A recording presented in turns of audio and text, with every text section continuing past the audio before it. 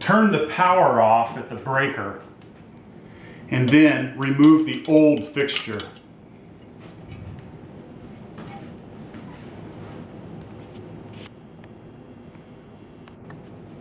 As you can see, there are some screws that hold the fixture up. We will take them out.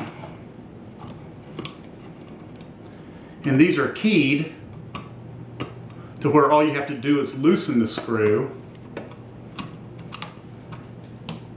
turn the plate, and drop the fixture out.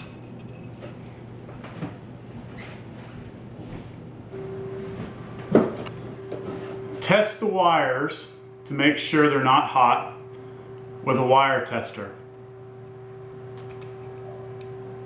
As you can see, the tester does not light up, so we know that the electricity is turned off. Disconnect the circuit wires from the old fixture. You have the white and the black, and this one was grounded to the plate in the fixture box.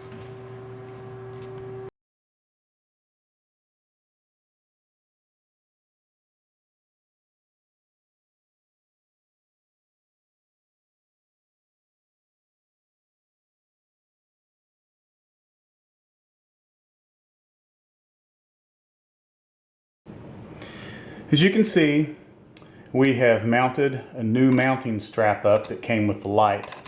This one's a little fancy. It has a second one that's attached that kind of swings, but that's just for the style of light that I bought. Most lights will just have one mounting strap, and you just go ahead and screw it in to the box like I did there. Now it's very simple.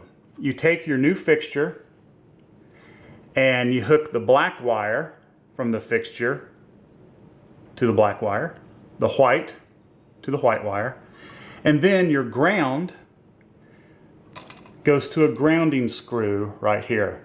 And you will simply wrap it around the grounding screw and tighten the screw in.